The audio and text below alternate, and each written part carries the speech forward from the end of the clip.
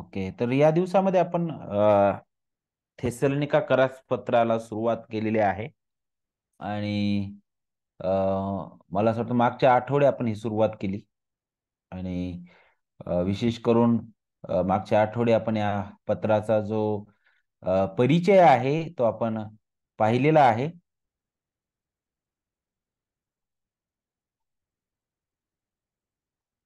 आज विशेष करून आपण जी पुढील वचनं आहेत त्याकडे अ,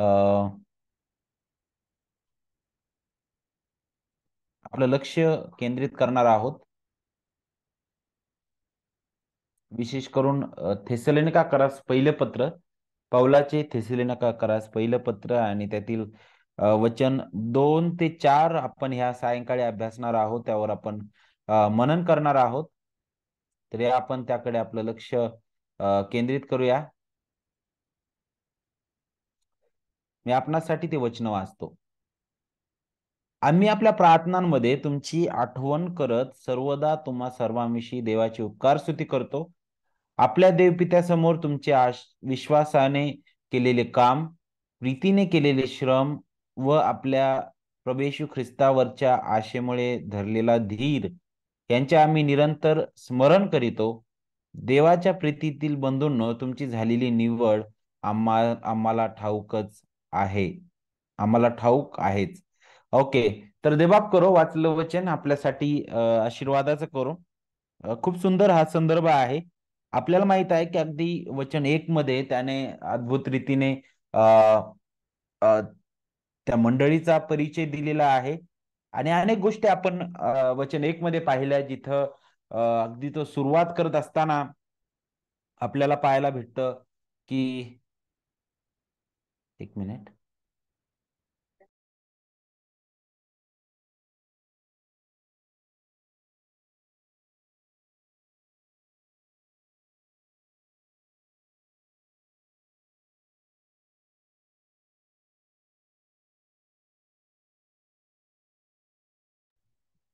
ओके. तर आपण ज्यावेळेस या वचनावर मनन करतो, या वचनाबद्दल विचार करतो, तर विशेष करून आपल्याला पाहायला भेटतं, की वचन 1 मध्ये तो पूर्ण परिचय आपल्याला आपल्यासमोर तो सादर करतो. सगळ्यात अगोदर आपण पाहिलं, की हे पत्र कोणी लिहिलं? पौलाने लिहिलं नाही का? कोणासाठी लिहिलं? तर थेसलोनिका इथे असणारी जी मंडळी आहे तिच्यासाठी लिहिलेलं आहे आणि पाऊल इथं तिघा जणांचं त्याच्यासोबत आणखी दोघांचं नाव घेतो.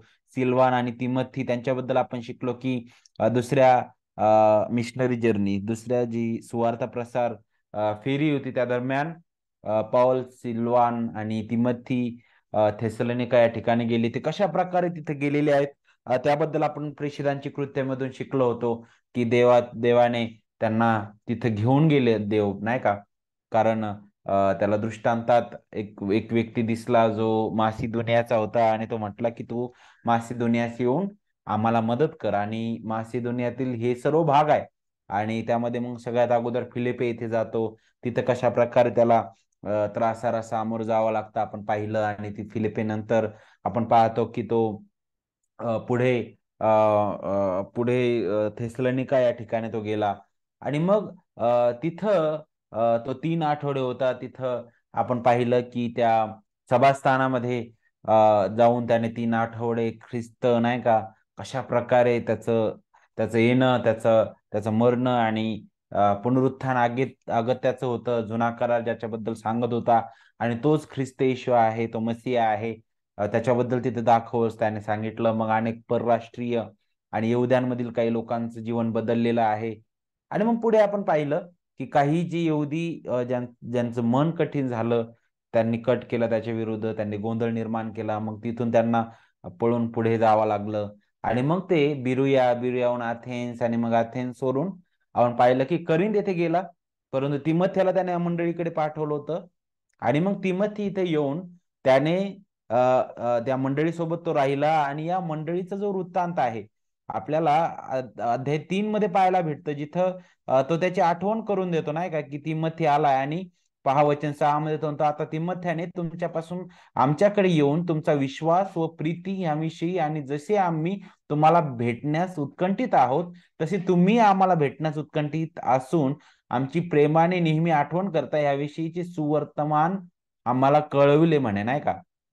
तर तिमोथेने तिथं जाऊन पाहिलं आणि मग पुन्हा त्यांच्या विश्वासाबद्दल पाहिलं आणि पौलाला सांगितलं की अरे किती लवकर, नाही का, ही मंडळी प्रभूमध्ये वाढत आहे आणि खरंच या मागे देवाचं कार्य आहे आणि देव हे घडवून आणत आहे. आणि सगळ्या गोष्टी असताना पौल त्यांना पत्र लिहितो आणि मग पत्र लिहित असताना आपल्याला माहित आहे की तो अभिवादन करतो, त्याच्या अगदी सुरुवातीची ती पद्धत. आणि मग लगेच आपल्याला पाहायला भेटतं की त्याची जी कृतज्ञता आहे तो इथं वचन 2 पासून वचन 4 मध्ये तो व्यक्त करत आहे. आणि खरं तर आपल्याला पाहायला भेटतं ही कृतज्ञता तो देवाप्रती व्यक्त करत आहे की देवाने त्याला अद्भुत रीतीने तिथपर्यंत घेऊन गेला. त्याला दुसऱ्या मार्गाला जायचं होतं, परंतु ही देवाची योजना होती.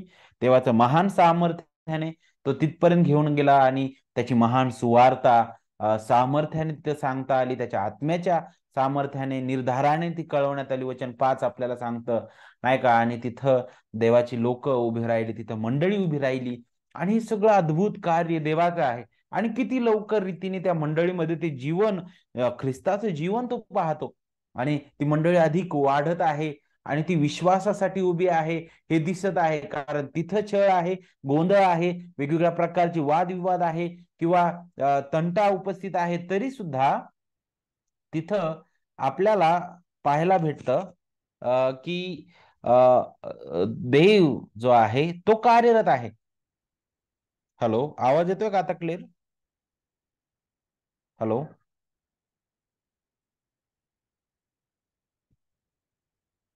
हॅलो.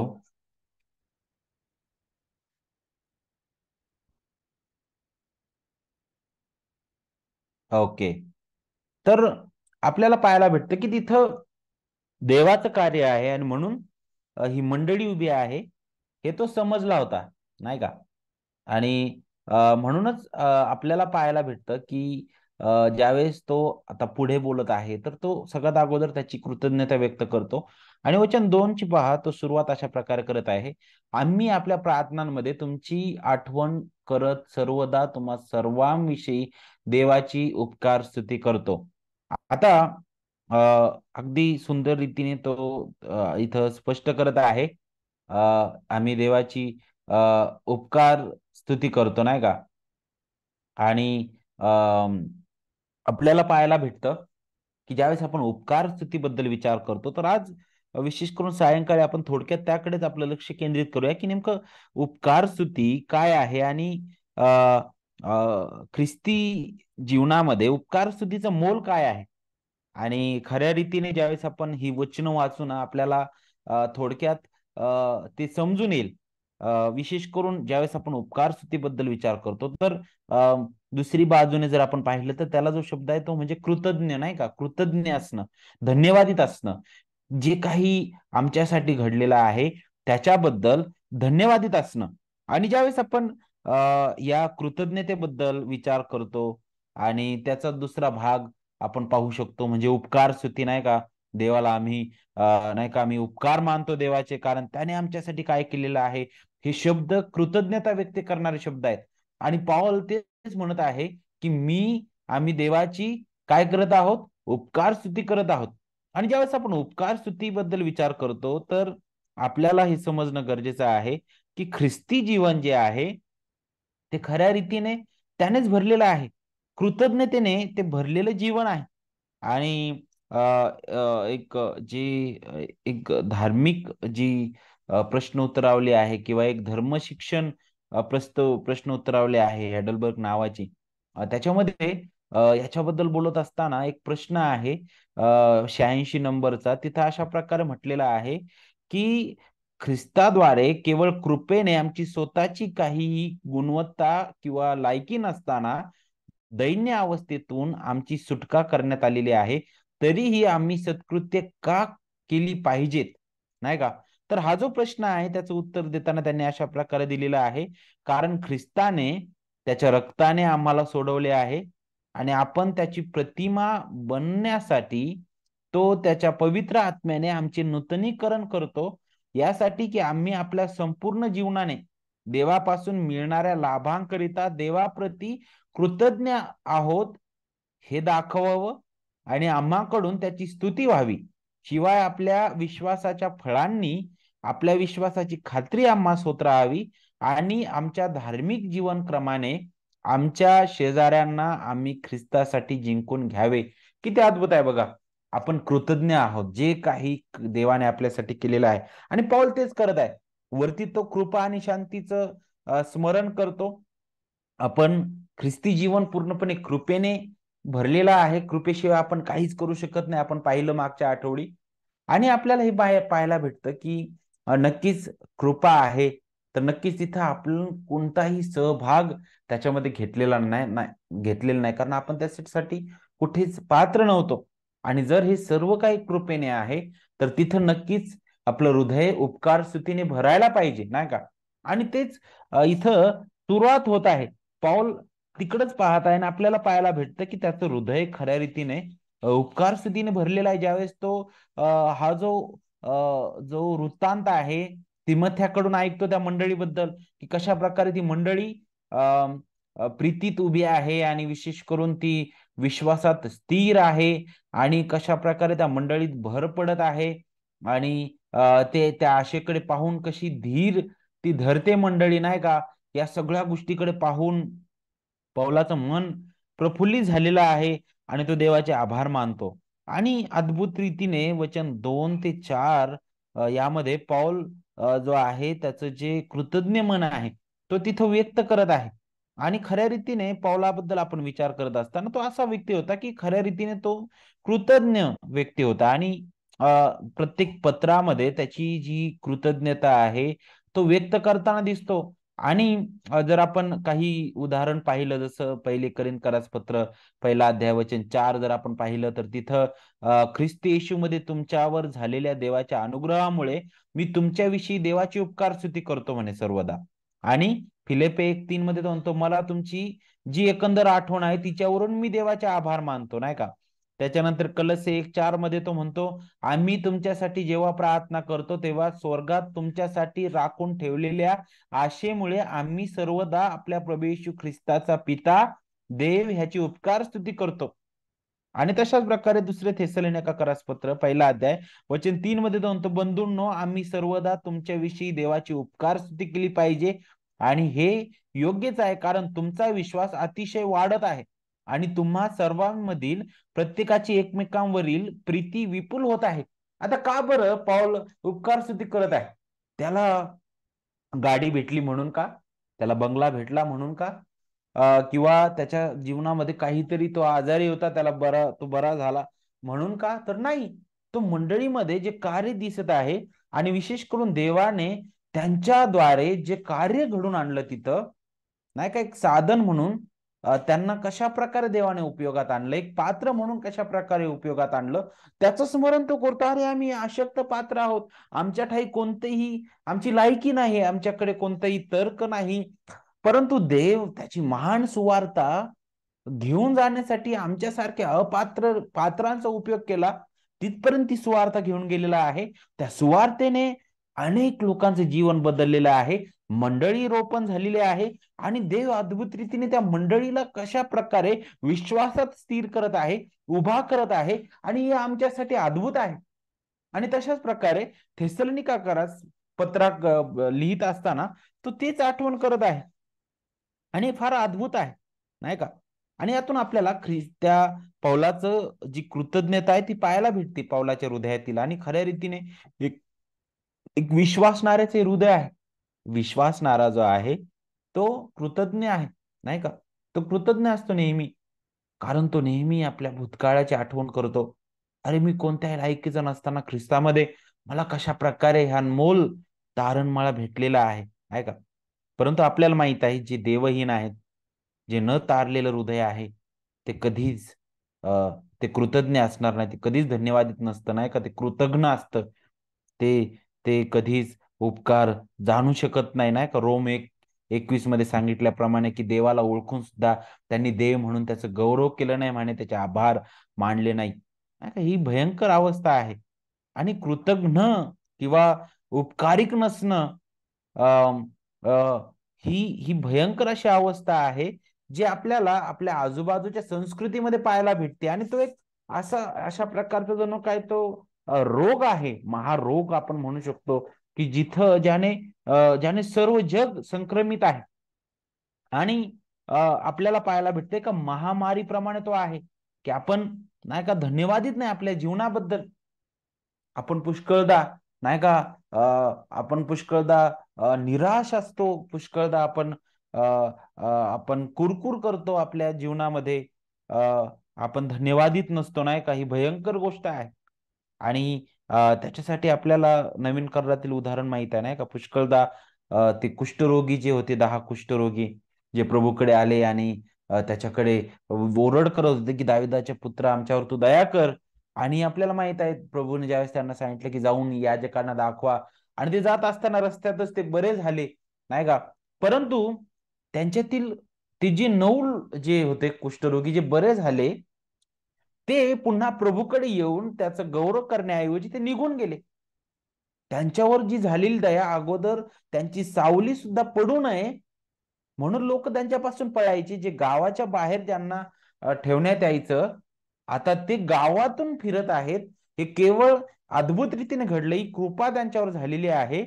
तरी सुद्धा ते उपकारिक नाहीत, आणि ते अगदी सरळ रीतीने निघून गेले. परंतु त्यांच्यातील एक जण येतो, प्रभूच्या पाया पडतो, तो उपडा पडतो आणि तो देवाचे आभार मानतो, नाही का. पुष्कळदा अनेक हे जग अशाच प्रकारे आहे त्या 9 कुष्ठरोग्यांप्रमाणे, नाही का. आणि पुष्कळदा अनेक ख्रिस्ती म्हणवणारे सुद्धा अशाच प्रकारे त्या 9 कुष्ठरोग्यांप्रमाणे वागतात, नाही का. एखादा असा आहे की जो पुष्कळदा ह्या गोष्टींचं स्मरण करून देवाकडे येतो, नाही का. आपण कोणत्या प्रकारचे आहोत हे आपल्याला समजून घेणं गरजेचं आहे. आणि लक्षात घ्या की अ, कृतघ्न असणं ही भयंकर गोष्ट आहे. परंतु कृतज्ञ असणं, कृतज्ञ, उपकारिक असणं, उपकाराची जाण ठेवणं, हे ख्रिस्ती जीवनाचं एक अनमोल असं गुण आहे. आणि हे केवळ आणि केवळ आपण ज्यावेळेस त्या गोष्टी समजून घेऊ, त्याच वेळेस आपल्याला ते समजणार आहे. आणि म्हणून तो वचन 2 मध्ये म्हणत आहे, की आम्ही आपल्या प्रार्थनांमध्ये तुमची आठवण करत सर्वदा तुम्हा सर्वांविषयी देवाची उपकार स्तुती करतो. आता जुन्या काळामध्ये ज्यावेळेस आपण पाहतो की आपण, मला असं वाटतं, माझे लहानपणापासूनच पत्र जो व्यवहार आहे तो बंद झाला, नाही का. नाहीतर अगोदरच्या काळामध्ये पत्र व्यवहार असायचा खूप. आणि ज्यावेळेस पत्र व्यवहार केला जायचा, त्याच्यामध्ये अनेक गोष्टी बोलल्या जायच्या, सगळ्या ख्याली खुशाली, नाही का, सांगितली जायची. आणि मग शेवटी जर काही त्या नातेवाईकाने किंवा ज्यांना पत्र लिहिण्यात येत आहे, तर त्याने काहीतरी आमच्यासाठी चांगलं केलेलं आहे, तर त्याबद्दल आभार प्रदर्शन शेवटी केलं जायचं, नाही का. तशाच प्रकारे रोमी जगामध्ये सुद्धा पत्रव्यवहाराची ही एक पद्धत होती, की ज्या ठिकाणी ज्यावेळेस पत्र लिहिण्यात यायचं, त्यावेळेस सुरुवातीलाच ते काय करायचे, की आभार प्रदर्शन करायचे. काय नेमकं कशाबद्दल त्यांचे आभार मानायचे आहेत, आणि पत्र कशाबद्दल लिहिलं जात आहे, ते अगोदर केलं जायचं. परंतु त्याच्यानंतरच्या काळामध्ये, नंतर त्या पत्रामध्ये जो जो पुढचा जो संदर्भ असायचा, तिथं मग ते पूर्ण माहिती किंवा जे काही त्यांना बोलायचे ते बोलायचे. आणि ते नंतर वारंवार आभार प्रदर्शन करत नसायचे, एकदाच ते करायचे. परंतु पौल जो आहे, ज्यावेळेस थेसलोनिकेकरास पत्र लिहित आहे, तर इथं फक्त सुरुवातीलाच नाही, तर अगदी मध्यात सुद्धा तो त्यांचा देवाचे आभार मानत आहे. जर तुम्ही अध्याय 2 आणि वचन 13 वाचलं, तर तिथं सुद्धा आपल्याला पाहायला भेटल, तो देवाचे आभार मानत आहे. पहा, वचन 13 मध्ये तो काय म्हणतोय, या कारणामुळे आम्ही ही देवाची निरंतर उपकार स्तुती यामुळे करतो, की तुम्ही आमच्यापासून ऐकलेले देवाचे वचन स्वीकारले, ते माणसांचे म्हणून नव्हे तर देवाचे म्हणून स्वीकारले म्हणे. पाहिलं, 3 अध्याय वचन 9 मध्ये सुद्धा तो तेच म्हणतो. वचन 9 मध्ये म्हणतो, कारण तुमच्यामुळे आम्ही आपल्या देवापुढे जो आनंदी आनंद करत आहोत, त्याबद्दल तुमच्या संबंधाने त्याचे आभार पुरतेपणे कसे मानावेत. पहा, तो आभार मानायचा राहत नाही. तो तो ज्यावेळेस त्या मंडळीबद्दल विचार करत आहे, तो देवाचे आभार मानत आहे. कशा प्रकारे अगदी अल्पावधीत, अगदी काही महिन्यांमध्येच, काही दिवसांमध्येच, अगदी 3च आठवडे तिथं मी असताना ही मंडळी कशी वाढत आहे, आहे का. तो त्याच्याबद्दल देवाचे आभार मानत आहे.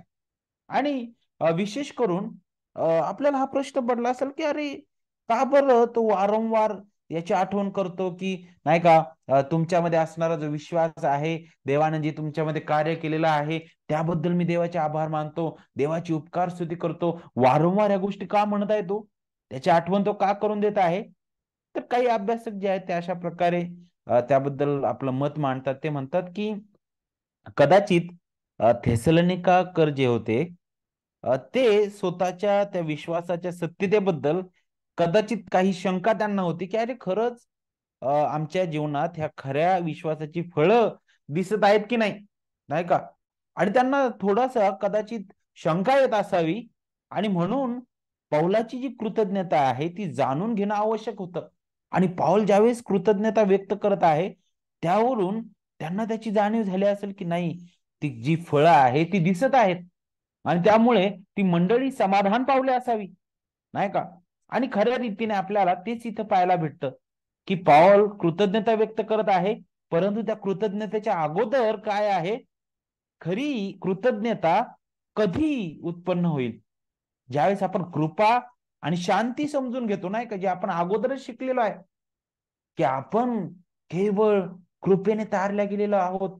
आपल्या ठाई कोणतीही लायकी नव्हती. थिस्सलुनीकेकरास पत्र लिहित असताना पाऊल त्याची आठवण करतो. विशेष करून वचन 9 मध्ये जर तुम्ही पाहिलं, वचन 10 मध्ये तो म्हणतो, की पहा तुम्ही मूर्ती पूजेपासून कसे देवाकडे वळलेला आहात. ही देवाची कृपा आहे. तुम्ही नाशास पात्र होता, परंतु नाही, देवाने तुमच्यावर कृपा केली. तुम्ही निवडलेले आहात, नाही का, देवाची लोक म्हणून त्याने तुम्हाला कवटाळलेलं आहे. त्याच्या सुवार्तेची छाप तुमच्यावर पाडलेली आहे, नाही का. त्याच्या कृपेने तुम्ही निवडलेले आहात, त्याच्या कृपेने तुम्ही तारल्या गेलेले आहात. आता तुमच्या अंतःकरणात ती शांती आहे, नाही का. तुमचं देवासोबत नातं जोडलं गेलेलं आहे. आता एक नवीन कुटुंब, जे जे देवाचं कुटुंब आहे, त्या कुटुंबाचा तुम्ही एक भाग झालेले आहात. आणि पौल स्वतः त्या कुटुंबाचा एक भाग आहे, ज्याचा मस्तक ख्रिस्त आहे. आणि पौल स्वतःबद्दल सुद्धा देवाचे आभार मानतो आणि मंडळी बद्दल सुद्धा देवाचे आभार मानत आहे. आणि नक्कीच हे अद्भुत आहे. जोपर्यंत आपण कृपा आणि शांती समजून घेणार नाही, तोपर्यंत आपलं अंतःकरण कृतज्ञतेने भरणार नाही, नाही का. आणि म्हणून तो अगोदर सुरुवात कृपा आणि शांतीने करतो, कारण ख्रिस्ती जीवनाचं मूळच तिथं आहे, कृपा आणि शांती. आणि कृपा आणि शांती कुठून आहे बरं?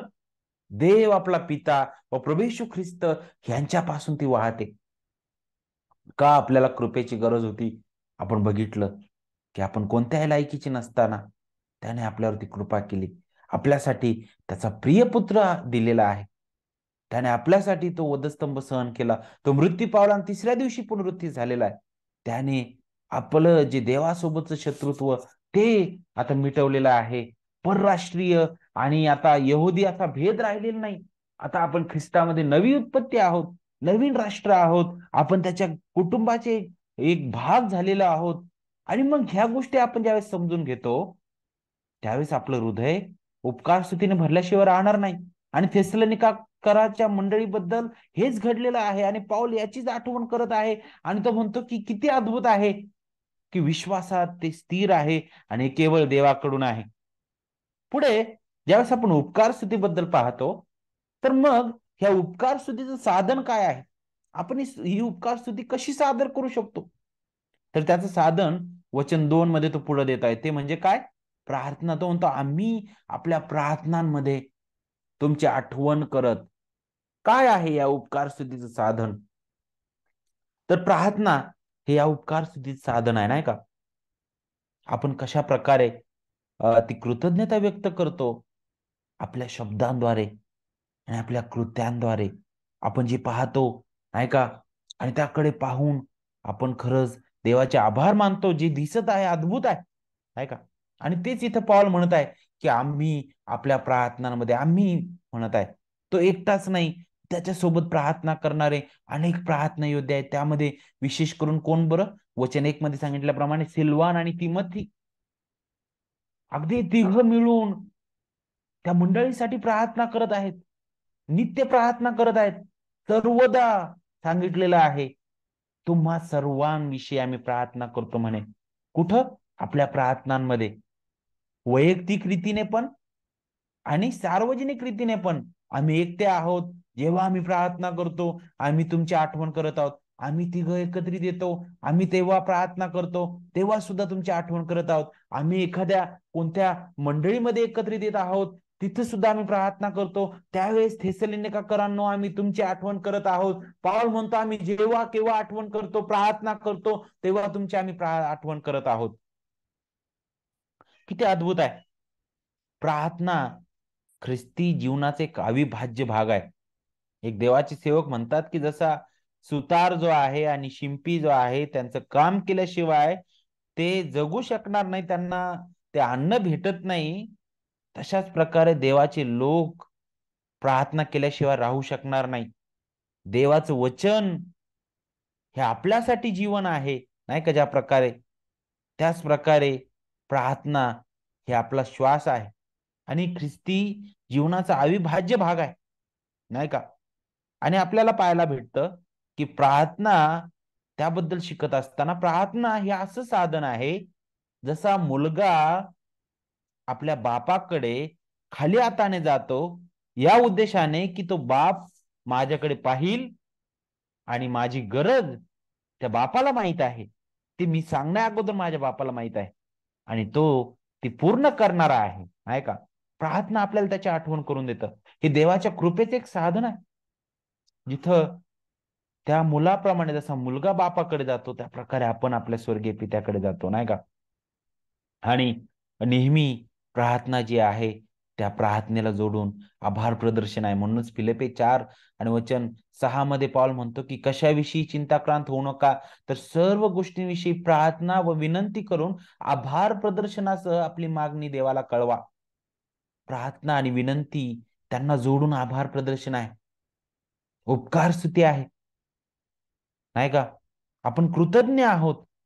आपण नम्र भावनेने देवाकडे येतो की देवा आमच्या ठाई काहीच नाहीये. पाऊल कोणासाठी प्रार्थना करत आहे? तो स्वतःसाठी प्रार्थना करत आहे का? देवा आता मी फार थकलेलो आहे. फिलिप्पीमध्ये तो मला चांगला मार चारलास, मी खोड्यात अडकलो होतो. आता ते वन अजून सुकलेले नाहीत. तिथून मी आता थेसलोनिका येथे गेलो, तिथं पण मला विरोध झाला. मग बिरुया इथे पण विरोध झाला मला, अथेन्स येथे विरोध झालेला आहे. करिंथमध्ये सुद्धा मला वेगवेगळ्या प्रकारे ह्या गोष्टींना सामोरं जावं लागत आहे. देवा आता मला तू यातून बाहेर काढ, नाही का. देवा मी अशक्त आहे आणि मला तू, नाही का, सहाय्य कर. नक्कीच देवा मी, नाही का, आजारी आहे, मला तू आरोग्य दे आणि मी फार थकलेलो आहे, आता मला तू थोडस काय कर, थोडस मला ताजतवानं कर, नाही का. नक्की आपण या गोष्टीसाठी पण पुष्कळदा आपण करू शकतो प्रार्थना. परंतु सगळ्यात मुख्य मुद्दा, पाऊल इथं कशासाठी प्रार्थना करत आहे? तो मंडळीसाठी प्रार्थना करत आहे. आणि देवाच्या प्रियलेकरांनो, आपणही एकमेकांसाठी प्रार्थना करायला शिकलं पाहिजे. आपण एकमेकांसाठी प्रार्थनेत नेहमी आपल्या मंडळीसाठी, इतर मंडळांसाठी, देवाच्या लोकांसाठी प्रार्थना करायला शिकलं पाहिजे. आणि पाऊल तेच करत आहे. तो नेहमी मंडळांसाठी प्रार्थना करतो. नेहमी तो त्याच्या प्रार्थनेचा उद्देशच त्या मंडळी होती, सर्व विश्वासणारे लोक होते. तो त्यांचा मुकुट होता जणू काय, आणि त्या मंडळांसाठी तो नेहमी प्रार्थना करत होता. आणि हेच आपणही शिकणं गरजेचं आहे, नाही का. नेहमी देवाच्या जवळ आपण येणं गरजेचं आहे, कारण प्रार्थना हे आपल्याला देवाशी जडून ठेवते. प्रार्थना करणं म्हणजे एक पोपट पंचीसारखं नाहीये, नाही का. काही लोकांची तशी सवय होती. मतेमध्ये आपण पाहतो जिथं ख्रिस्त म्हणतो की ज्यावेळेस तुम्ही प्रार्थना करता त्यावेळेस तुम्ही त्या ढोंग्यांसारखी व्यर्थ बडबड करू नका म्हणे. काहीतरी आलं म्हणून बोला. प्रार्थना करत असताना हे गांभीर्य आपण ठेवणं गरजेचं आहे की आपण कुणासमोर आलेलो आहोत. प्रार्थना करणं म्हणजे देवाच्या योजना किंवा देवाची इच्छा बदलवणं नाहीये, देवाचं मन बदलवणं नाहीये, लक्षात घ्या. पुष्कळ वेळा आपल्याला वाटतं की आम्ही प्रार्थना करतो तर देवाने ऐकायलाच पाहिजे, का तो ऐकत नाही? आमची प्रार्थना देव का ऐकत नाही? आमच्या प्रार्थनेला उत्तर तो का देत नाही? प्रार्थना करणं म्हणजे देवाला बदलवलं नाही, तर प्रार्थना करणं म्हणजे देवाच्या इच्छेच्या अधीन होणं आहे. हे आपण सगळ्यात अगोदर समजून घेणं गरजेचं आहे. प्रार्थना हे असं एक साधन आहे, नाही का, ज्याद्वारे आपण पित्याकडे येतो. खाली हाताने आपण येतो आणि हे जाणतो, की स्वर्गीय पित्या, आम्ही जरी अशक्त आहोत, तरी या अशक्तपणामध्ये तुझी सशक्तता आमच्यासाठी पुरेशी आहे. तुझी कृपा आम्हाला पुरेशी आहे. जरी आम्ही या प्रसंगातून जातो, तरी पित्या तुझी इच्छा यामध्ये पूर्ण हो, नाही का? आणि पाऊल प्रार्थना करत असताना या मंडळीबद्दल तो आठवण करत आहे आणि तो उपकार स्तुती करत आहे.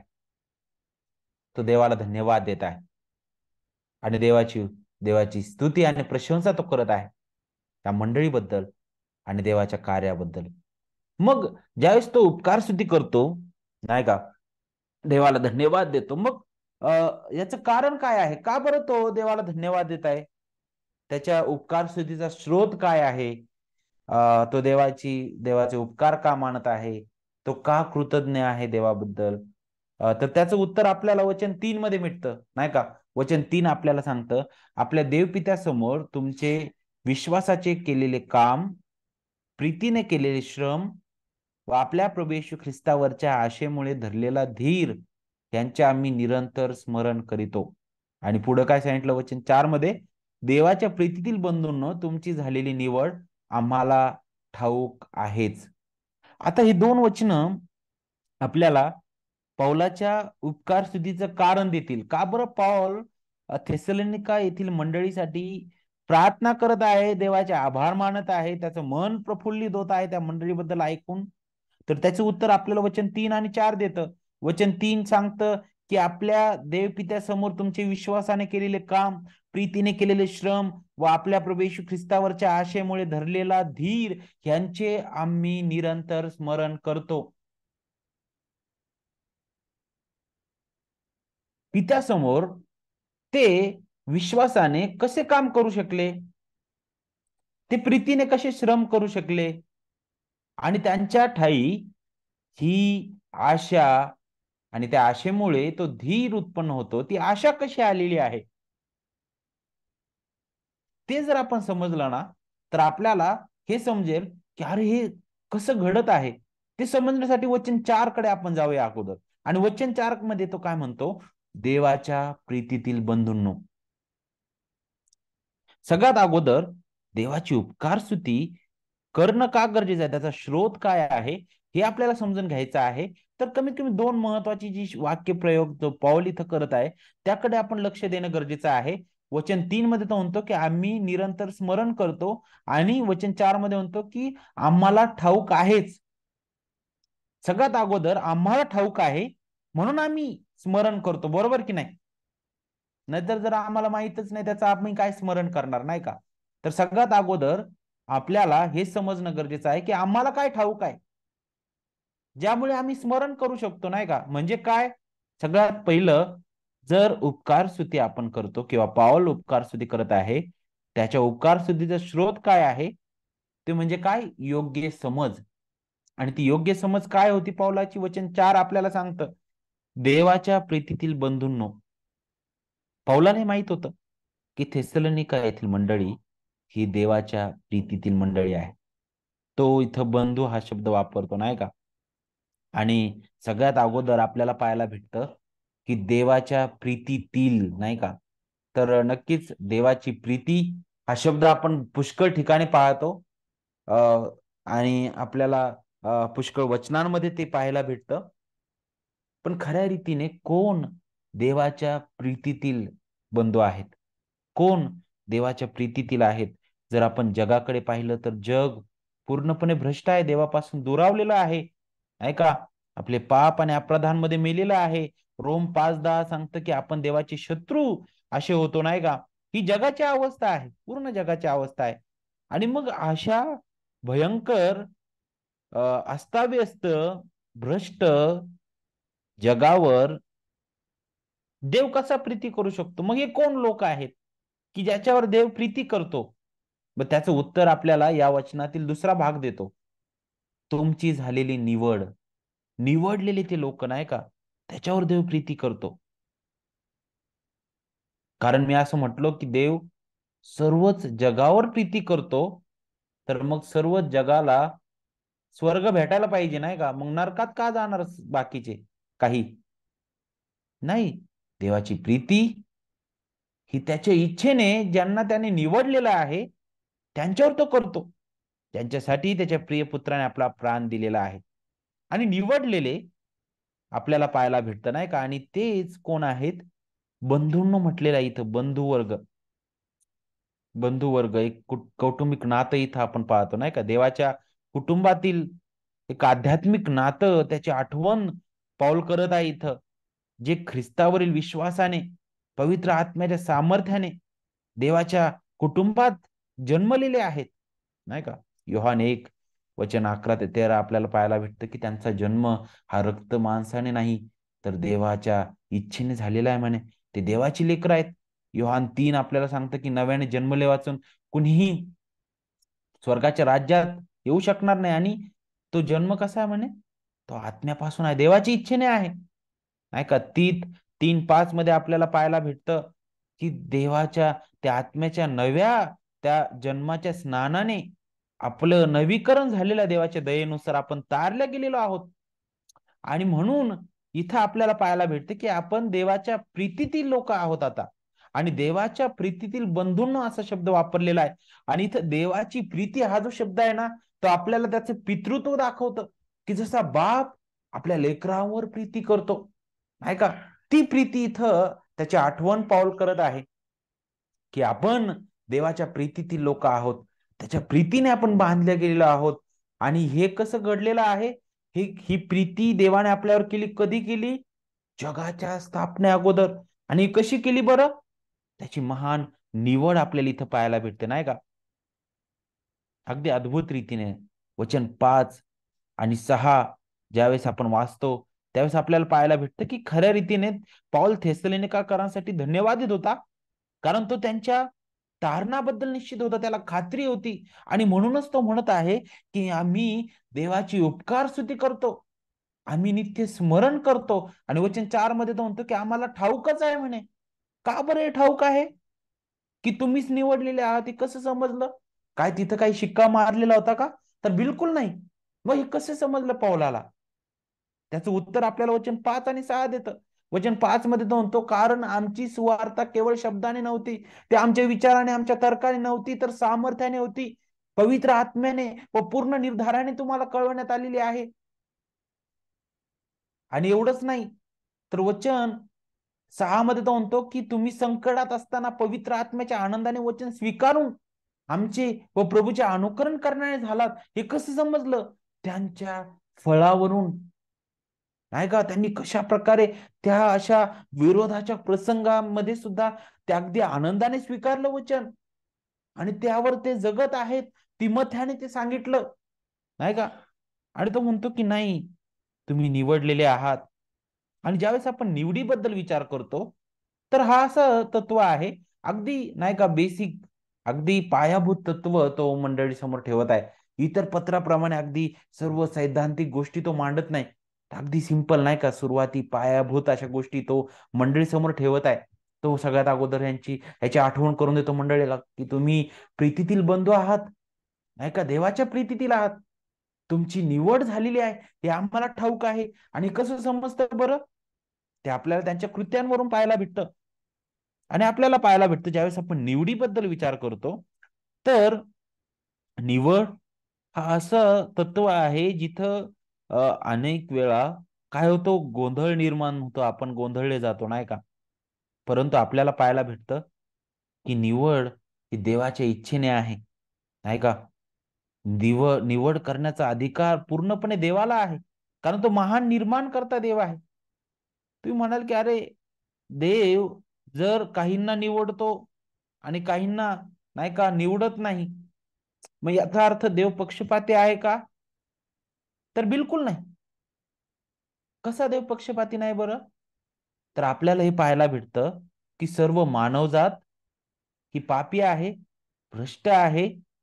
सर्व मानवजात नाशास पात्र आहे, तरी सुद्धा त्या नाशास पात्र असणाऱ्या सर्व मानव जातींमधून तो काहींना जीवन देतो त्याच्या स्वइच्छेने. त्याची इच्छा आहे, त्याच्या स्वइच्छेने त्याच्या प्रियपुत्राठाई, त्याच्या प्रियपुत्रासाठी तो जर काहींना निवडत आहे, तर इथं पक्षपात नाही दिसत. इथं तर त्याचं उदार पण दिसत आहे. खरं तर आपणही त्या सर्वांसोबत नाशास पात्र होतो, परंतु आपल्याला तो नाश न होता तो आपल्याला त्याच्या प्रियपुत्राठाई निवडत आहे, आपल्याला तारण देत आहे तो. तर इथं देवाचं महान चांगुलपण, इथं आपल्याला देवाचं उदारपण पाहायला भेटतं. आणि म्हणूनच आपल्याला पाहायला भेटतं की ही निवड जी आहे, ती निवड आपल्या स्वतःच्या चांगुलपणावर आहे का, की नाही अरे संदेश मंडळी भविष्यात जाऊन नाही का देवाची सेवा करणार, हा माझी सेवक बनणार आहे आणि हा फारच नाही का चांगलं वचनाचा उलगडा देईल, मग म्हणून मी त्याच्याकडे पाहतो आणि मग मी निवडतो. नाही, बिलकुल नाही. आपल्यामध्ये चांगलं काहीच नाही. म्हणूनच योहान 15:16 मध्ये प्रभू येशू ख्रिस्त म्हणतो की तुम्ही मला निवडलं नाही म्हणे, तर मी तुम्हाला निवडलेलं आहे आणि तुम्हाला नेमलं आहे. यात हेतू हा की तुम्ही जाऊन फळ द्यावं, तुमचं फळ टिकावं आणि जे काही तुम्ही माझ्या नावाने पित्याजवळ मागाल ते तुम्हाला त्याने द्यावं. नाही का? देवाने निवडलेलं आहे. आणि निवडीबद्दल आपल्याला अनेक वचन मार्गदर्शन करतील, नाही का? अनुवादामध्ये पण 4था अध्याय वचन 37 मध्ये त्याच्याबद्दल बोललेलं आहे. यशिया 44 अध्यायामध्ये सांगितलेलं आहे. इफिसी 1:4-6 मध्ये आपल्याला पाहायला भेटतं, नाही का? कलसेमध्ये, थेसलोनिका पत्रामध्ये आपण पाहतो निवडीबद्दल. ही जी निवड आहे ती आपल्या कृत्यांवर अवलंबून नाही, ही पूर्णपणे देवाच्या स्वइच्छेने आहे, देवाच्या देवाच्या योजनेने आहे, देवाची इच्छेने आहे. ही निवड कधी आहे? जगाच्या स्थापने अगोदर. जगही अस्तित्वात नव्हतं, त्याच वेळी त्याने त्याच्या प्रियपुत्राठाई निवडलेला आहे. ही निवड ख्रिस्ताठाई आहे, नाही का? आणि ज्यांना त्याने निवडलं ख्रिस्ताठाई, त्यांच्यासाठी ख्रिस्त मरण पावला. म्हणूनच वारंवार तुम्ही नवीन कराराचे काही शब्द प्रयोग वाचले ना, तुम्हाला समजेल. मत्तय 1:21 मध्ये काय सांगितलं? तोच आपल्या प्रजेला त्यांच्या पापांपासून तारील. योहान 10व्या अध्यायामध्ये सांगितलं की उत्तम मेंढपाळ त्याच्या मेंढरांसाठी प्राण देतो. आणि मेंढर हा शब्द नेहमी त्याच्या निवडलेल्या लोकांसाठी वापरण्यात आलेला आहे. मेंढरू आणि बकरी यामध्ये फरक आहे. आणि बायबल आपल्याला ह्या दोन गोष्टींबद्दल सांगतं. बायबल नेहमी मेंढराबद्दल बोलत असताना काय सांगतं? एक तर हरवलेलं मेंढरू आणि सापडलेलं मेंढरू, या दोन गोष्टी आपल्याला सांगितलेल्या आहेत पवित्र शास्त्रामध्ये. बकरी कधीच मेंढरू होणार नाही, नाही का? म्हणूनच शेवटी ज्यावेळेस प्रभू येईल त्यावेळेस म्हणे तो शेळ्यांमधून मेंढर वेगळे करील म्हणे. ह्या गोष्टी ज्या आहेत ना, निवडीचा जो तत्व आहे ते अगदी सुरुवातीपासून आपण पाहतो. ख्रिस्तविरही जोपर्यंत आपल्याला ख्रिस्त माहित नव्हता तोपर्यंत आपण कोण होतो? आपण हरवलेले होतो. म्हणूनच ख्रिस्त पण म्हणतो मनुष्याचा पुत्र हरवलेले शोधावयास व तारवायास आलेला आहे. बरोबर की नाही? यशायामध्ये सांगितलं आपण मेंढराप्रमाणे बहकलो होतो. या गोष्टी आपल्याला समजून घेणं गरजेचं आहे. तर सगळ्यात महत्वाची गोष्ट काय आहे ज्यावेळेस आपण उपकार स्तुतीबद्दल विचार करतो, तर ठाऊक असणं गरजेचं आहे, योग्य समज असणं गरजेचं आहे की अरे आमची निवड जगाच्या स्थापने अगोदर झालेली आहे. आमच्या कोणत्या चांगुलपणाकडे पाहून देवाने आम्हाला निवडलेलं नाही, तर ख्रिस्ताद्वारे, ख्रिस्तामध्ये आणि ख्रिस्तासाठी ही निवड आहे, नाही का? ही प्रीती देवाने आमच्यावर केली. आमच्या ठाई काहीतरी चांगलं होतं म्हणून नाही, तर तो चांगला आहे, नाही का? त्याचं चांगुलपण आपण पाहतो. त्याचं चांगुलपण त्या वधस्तंभावर आपल्याला दिसतं, जिथं ख्रिस्ताने आपला प्राण दिलेला आहे, जिथं प्रिय पिता आपल्या परमप्रिय पुत्रापासून आपलं मान फिरवतो. ते दुःख भयंकर आहे. ते दुःख ख्रिस्ताने आपल्यासाठी सहन केलं, पित्याने आपल्यासाठी सहन केलं. हे का बरं घडलं? हे सर्वस्वी त्याचे महान कार्य आहे, त्याची महान कृपा आहे. आणि पहा, त्याने निवडलं आणि आपल्याला पाहायला भेटतं की योग्य वेळी त्याच्या सुवार्तेच्या द्वारे, त्याच्या आत्म्याच्या द्वारे आपल्या हृदयात ते बीज पेरण्यात आलं. आपल्याला त्याने नवीन जन्म दिला. त्याने आपल्याला खऱ्या तर तारणाऱ्याची गरज दाखवली त्याने आपल्याला, आपल्या पापाबद्दल, नीतिमत्वाबद्दल, न्याय निवाड्याबद्दल त्याने खात्री करून दिली, आपल्याला तारणाऱ्याची गरज दाखवली, तो तो पश्चाताप दिला, विश्वास दिला, नाही का, त्याद्वारे आपण त्याच्या जवळ येतो. आणि म्हणून ही जाण आपल्याला ज्यावेळेस येते त्यावेळेस आपलं हृदय देवाचं गौरव केल्याशिवाय राहणार नाही, नाही का. पुढे ज्यावेळेस आपण हे समजून घेऊ, नाही का, की आम्हाला ठाऊकच आहे, आणि म्हणूनच वचन 3 कडे आपण पाहूया. म्हणूनच थेसलोनिका येथील मंडळी विश्वासाने काम करत होती, प्रीतीने श्रम करत होती, ते आशेने जगत होती, नाही का. आणि म्हणून इथं आता 3 गोष्टी आहेत बघा. विश्वासाने केलेले काम. आता पाऊल ज्यावेळेस इथं वचन 3 मध्ये बोलत आहे, तर तो कारण देत आहे, का बरं तो उपकार स्तुती करत आहे देवाची. तो इथं 3 शब्द वापरत आहे, काम, श्रम आणि आशा, सॉरी धीर. काम, श्रम आणि धीर. आणि या तिन्ही शब्दाबद्दल विचार करत असताना हे तिन्ही शब्द जे आहेत त्यांचा स्रोत तो दाखवत आहे. काम कुठून आहे बरं? हे कसं आहे? विश्वासाच्या द्वारे आहे. बरं, विश्वास कुठून आहे? ख्रिस्तामधून आहे, ख्रिस्ताद्वारे आहे, बरोबर. आणि हे कसं शक्य झालं? जगाच्या स्थापनेपूर्वीच आम्ही निवडले गेलेलो होतो. हे कसं शक्य आहे? कारण देव आमच्यावर प्रीती करतो, जगाच्या स्थापनेपूर्वी त्याने निवडलेलं होतं. आणि म्हणून जो विश्वास त्याने दिलेला आहे, तो विश्वास त्याद्वारे हे केलेलं काम आहे. पुढे प्रीतीने केलेलं श्रम आणि प्रभू येशू ख्रिस्तावरच्या आशेमुळे धरलेला धीर यांचे आम्ही निरंतर स्मरण करतो. हे आम्हाला ठाऊक आहे. योग्य समज आपल्याला उपकार स्तुती करण्यास आपलं मन प्रफुल्लित करते, आणि ज्यावेळेस ती योग्य समज येते ते आपल्याला नेहमी ज्या गोष्टी आपल्या घडलेल्या आहेत त्याचं स्मरण करायला शिकवते. आपल्या समोर घडत आहेत त्याचं स्मरण करायला शिकवते. आणि तेच पाऊल इथं करत आहे. 3 गोष्टी इथं तो म्हणतो. सगळ्यात अगोदर म्हणतो विश्वासाने केलेलं काम. आता इथं काम हा जो शब्द वापरण्यात आलेला आहे ना, त्याच्यासाठी मूळ जो शब्द वापरला तो अशा प्रकारचा आहे, जसं बनविणं किंवा स्थापिणं किंवा कृती करणं, एखादे कार्य करणं, त्याच्याबद्दलचा तो शब्द आहे. आणि विश्वासासाठी जो शब्द वापरण्यात आलेला आहे पिस्टिस. आणि विश्वासाबद्दल विचार करत असताना विश्वास म्हणजे काय आहे? हा विश्वास जो आहे तो आपला आपण नाही का, मी माझ्या आई वडिलांपासून ऐकलं आणि म्हणून मी विश्वास ठेवतो, हा तशा प्रकारचा विश्वास नाही. कारण ख्रिस्त म्हणतो की प्रभुजी प्रभुजी म्हणणाऱ्या प्रत्येकाला स्वर्गाचं राज्य भेटल असं नाहीये 7व्या अध्यायामध्ये, बरोबर की नाही. तर हा विश्वास जो आहे हा देवाचं दान आहे, हे देवाच्या कृपेचं दान आहे. आपल्याला इफिस्करास पत्र 2 अध्याय वचन 8 मध्ये पाहायला भेटतं, तारण केवळ कृपेने विश्वासाच्या द्वारे झालेला आहे तुमचं. आणि हा विश्वास कोणावर आहे? प्रभू येशू ख्रिस्तावर आहे. हा विश्वास प्रभू येशू ख्रिस्ताद्वारे आहे आणि प्रभू येशू ख्रिस्तावर आहे. आणि हे केवळ आणि केवळ देवाच्या कृपेचं दान आहे, नाही का. आणि म्हणून आपल्याला पाहायला भेटतं की हा असा विश्वास आहे जो आपल्या पूर्वजांवर किंवा आपल्या काय म्हणू शकतो, आपल्या परंपरेवर किंवा आपल्या संस्कृतीवर आधारलेला नाही. तर हा विश्वास त्याचं मूळ खुद्द ख्रिस्त आहे, खुद्द देव आहे. या विश्वासाचा नायक कोण आहे? इब्री लोकास पत्र करता व अध्याय 12 मध्ये सांगतो की ख्रिस्त आहे. या विश्वासाचा उत्पादक ख्रिस्त आहे.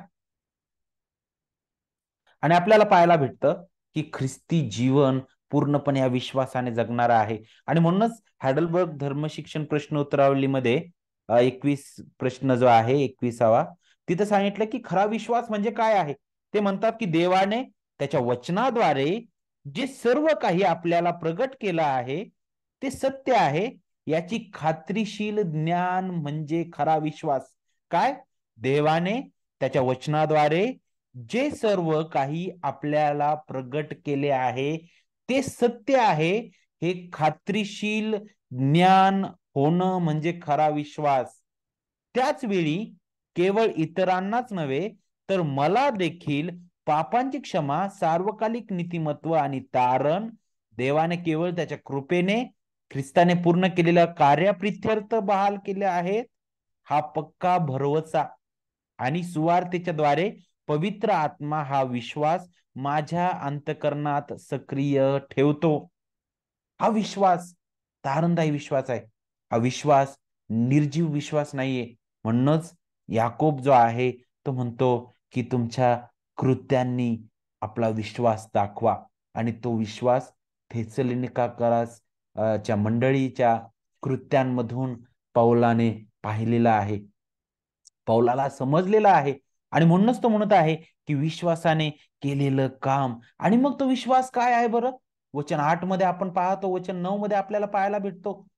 पहा, मासिदोनिया व अखया ह्यात तुमच्याकडून प्रभूच्या वचनाची घोषणा झाली आहे. इतकेच केवळ नव्हे तर देवावरील तुमच्या विश्वासाचे वर्तमानही सर्वत्र पसरले आहे.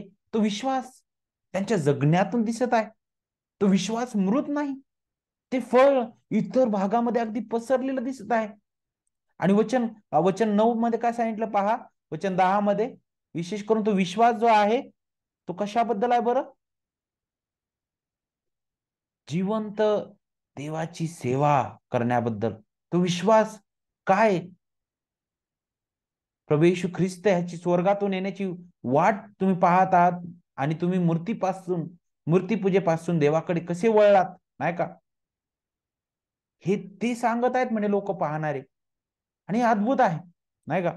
आणि हे थेसलोनिका येथील मंडळीमध्ये दिसत होतं. आणि म्हणूनच तो म्हणत आहे की विश्वासाने केलेलं काम. आणि ह्या गोष्टी पाऊल पाहत आहे आणि पाऊल देवाचे आभार मानत आहे. पुढे तो म्हणतो प्रीतीने केलेले श्रम. विश्वास प्रीती उत्पन्न करतो. आणि प्रीती आपल्याला पाहायला भेटतं की तुम्हाला परिश्रम करायला शिकविते. जर मी उदाहरणार्थ मी माझ्या कुटुंबावर प्रीती करतो, तर मी माझं कुटुंब आणण्यासाठी परिश्रम करतो की नाही? त्याच्यासाठी मला दुसरं काही गरज आहे का? काहीतरी मला आधार देण्याची किंवा कोणीतरी मला सांगण्याची नाही. कारण माझी प्रीती आहे माझ्या परिवारावर, नाही का? कारण माझी प्रीती आहे माझ्या परिवारावर म्हणून मी कष्ट करणार आणि मी माझं कुटुंब कसं तरी उभारण्याचा प्रयत्न करणार.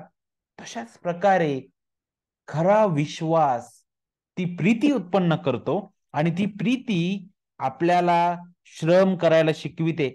आणि पहा, इथं श्रम जो शब्द वापरलाय ना, त्याच्यासाठी ग्रीक जो मूळ शब्द वापरलाय तो अशा प्रकारचा आहे की श्रम म्हणजे नाही का, जसा एखादा खड्डा खणतो तशा प्रकारचा तो नाही. तर श्रम हा जो शब्द तो अशा प्रकारचा आहे जसा मिसर देशामध्ये योसेपाच्या मृत्यूनंतर ते जे इस्रायल लोक त्यांना जे कष्ट करावं लागत होते आणि फारो त्यांना छळत होता आणि तो छळ सहन करून ते जे कष्ट करत होते तशा प्रकारचा हा शब्द आहे बघा.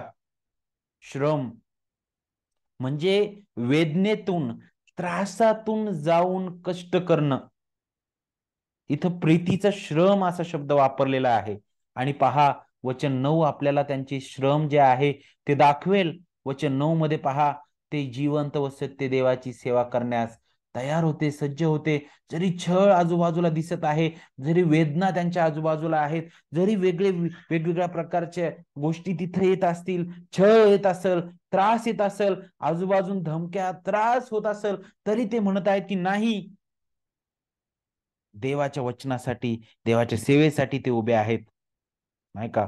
इब्री 6 आणि वचन 10 नुसार पहा, तुमचे कार्य व तुम्ही पवित्र जनांची केलेली करत असलेली सेवा आणि तुम्ही देवावर दाखवलेली प्रीती ही विसरून जाण्यास ती अन्यायी नाही, नाही का? तशा प्रकारे थेसलोनिका येथील मंडळी होती, नाही का? आणि म्हणूनच ज्यावेळेस आपण प्रीतीबद्दल विचार करतो तर पवित्र शास्त्र प्रीतीबद्दल काय सांगतं? आपल्याला माहित आहे, ज्यावेळेस नियमशास्त्राबद्दल प्रभूने सांगितलं, नाही का, नियमशास्त्राचा सारांश देत असताना प्रभूने 2 वाक्यात त्याचा सारांश दिलेला आहे. तो म्हणतो, एक तर तो आपला देव परमेश्वर ह्याच्यावर पूर्ण अंतःकरणाने, पूर्ण जीवाने व पूर्ण मनाने प्रीती कर, हीच मोठी आणि पहिली आज्ञा आहे म्हणे. आणि दुसरी हिच्यासारखी लहान कोणती म्हणे, तू आपल्या शेजाऱ्यावर स्वतःसारखी प्रीती कर. प्रीती ही अशी बाब आहे की जी आपल्याला जगापासून वेगळं करते. कारण हे जग खऱ्या प्रीतीपासून दुरावलेलं आहे. खरी प्रीती ही देवापासून आहे. आणि इथं ही जी प्रीती दाखवलेली आहे ही आगापे प्रीती आहे, निस्वार्थ प्रीती आहे, त्यागपूर्ण प्रीती आहे. या प्रीतीमध्ये विश्वास आहे. आणि ही प्रीती आपल्याला पाहायला भेटतं केवळ आणि केवळ ज्याला खरा विश्वास प्राप्त झालेला आहे. जो खरा विश्वासणारा आहे ख्रिस्ताठायी, तोच ही प्रीती दाखवू शकतो. जो निवडलेला आहे त्याच्याच ठायी ही प्रीती आहे. ही प्रीती देवाप्रती आहे. तो देवावर प्रीती करतो, नाही का? आणि जर तो देवावर प्रीती करतो, तर आपल्याला पाहायला भेटतं की तो इतरांवरही प्रीती करेल, नाही का? तो नक्कीच इतरांवरही प्रीती करेल. आणि हेच आपल्याला इथे शिकायला भेटत आहे. आणि तेच आपण इथे पाहत आहोत की ज्यांना देवाने निवडलेलं आहे, त्यांना त्याने खरा विश्वास दिला. आणि ज्यांना त्याने खरा विश्वास दिलेला आहे, ते देवावर प्रीती करतात. आणि जे देवावर प्रीती करतात, ते एकमेकांवरही प्रीती करतात, नाही का? ही प्रीती त्यागपूर्ण आहे. ही प्रीती निस्वार्थी आहे. आणि ही प्रीती छळात देखील देवाप्रती विश्वसनीय ठेवते. आणि थिस्सलुनीका येथील मंडळी तेच करत होती. ती त्या त्रासात सुद्धा देवावर प्रीती करणारी होती, एकमेकांवर प्रीती करणारी होती, पावलावर प्रीती करणारी होती. आणि पाऊल त्याचीच आठवण करत आहे आणि देवाचे उपकार मानत आहे. शेवटची गोष्ट तो काय म्हणत आहे बघा, प्रभू येशू ख्रिस्तावरच्या आशेमुळे धरलेला धीर. आता इथं धीर म्हटलेला आहे बघा. धीर हा जो शब्द आहे इथं वापरण्यात आलेला, तो आपल्याला दोन शब्दावरून बनलेला शब्द आहे. आणि तो दोन शब्द अशा प्रकारचे आहे ग्रीक मधील. पहिला जो शब्द आहे तो म्हणजे काय, खाली. आणि दुसरा शब्द आहे दाबणे, खाली दाबून ठेवणे, दबावाखाली आणणे, नाही का? दबावाखाली आणणे, नाही का? आणि अशा प्रकारचा शब्द आहे. जणू काय तीव्रता किंवा वेळेची पर्वा न करता दबावाखाली राहणं, अशा प्रकारचा हा शब्द आहे. हा शब्द संयम, सहनशीलता, धैर्य, दृढता, चिकाटी याच्याबद्दल आपल्याला आठवण करून देणारा आहे. आणि हा शब्द जो आहे ना, वर्तमान काळामध्ये वाढण्यात आलेला आहे, धीर. आणि हा वर्तमान काळातील शब्द त्या भविष्यातील आशेकडे पाहून आहे, नाही का? आणि ती आशा काय बरं? वचन 10 आपल्याला सांगतं. वचन 10 सांगतं की आपला प्रभू येशू ख्रिस्त तो स्वर्गातून येण्याची वाट ते पाहत आहेत. पहा किती अद्भुत ही आशा आहे की तो येणार आहे. आणि दुसरे करीन 4:14 ते 18 मध्ये आपल्याला आणखी पुढे त्या आशेचा उलगडा पाहायला भेटतं, जिथं पाऊल अगदी स्पष्ट करत आहे वचन 14 मध्ये, हे आम्हाला ठाऊक आहे की ज्याने प्रभू येशूला उठवले तो येशू बरोबर आम्हालाही उठविल म्हणे. सर्व काही तुमच्याकरिता ह्यासाठी की पुष्कळ जणांच्या द्वारे जी कृपा विपुल झाली, ती देवाच्या गौरवार्थ अपार आभार प्रदर्शनासह साधनीभूत व्हावी. वचन 17 पहा, आमच्यावर येणारे तात्कालिक व हलके संकट हे आमच्यासाठी अत्यंत मोठ्या प्रमाणात सार्वकालिक गौरवाचा भार उत्पन्न करणारा आहे. तो त्या आशेकडे पाहतो, जे गौरवी आशा आहे ख्रिस्तामध्ये. तो म्हणतो की हे संकट येतं हे तात्कालिक आहे, ह्या वेदना होतात ह्या तात्कालिक आहे, आम्ही आजारपणातून जातो ह्या तात्कालिक आहे. ह्या त्या सार्वकालिक गौरवाचा भार उत्पन्न करणारे आहेत. आणि तीच आपल्याला आशा उत्पन्न करते. ही आशा ख्रिस्ताठायी आहे, ख्रिस्तामध्ये आहे. आणि म्हणूनच वचन 3 आपल्याला काय सांगतं की आशा कुठून आहे बरं? ख्रिस्तामध्ये आहे, ख्रिस्तावर आहे. जो ख्रिस्त आमच्यासाठी आला, जो आमच्यासाठी मेला, आणि जो आमच्यासाठी पुन्हा उठलेला आहे. आणि तो स्वर्गात सर्वश्रेष्ठतेच्या स्थितीमध्ये विराजमान आहे. त्या ख्रिस्ताठायी ही आशा आहे. आणि आपल्याला पाहायला भेटतं की देव पित्याच्या समक्षतेमध्ये हे आहे. काय म्हटलेलं आहे? देव पित्यासमोर हे आहे. मग ते शेवटी आपल्याला पाहायला भेटतं की सर्व कार्य कसं आहे? देव पित्यासमोर आहे. कारण सर्वांची सत्यता ते शेवटी देवासमोर आहे. आणि म्हणून पाऊल सर्व गोष्टींची आठवण करतो आणि देवाचे उपकार स्मरण करत आहे. देवाचे आभार मानत आहे. कारण कृपा त्याने पुरवली, विश्वास त्याने दिलेला आहे. त्याने अगोदर आमच्यावर प्रीती केली आणि म्हणून आम्ही प्रीती करू शकतो. तो एकमेकांसाठी प्रार्थना करत आहे. तो धीर धरत आहे. आणि त्याच प्रकारे मंडळीच्या त्या सर्व कार्याबद्दल तो देवाचे आभार मानत आहे. म्हणून देवबाप करो आपण सर्वांना हे समजण्यासाठी सहाय्य करो आणि त्याप्रमाणे चालण्यासाठी त्याची कृपा, दया तो पुरो. सॉरी जरा जास्त वेळ घेतला.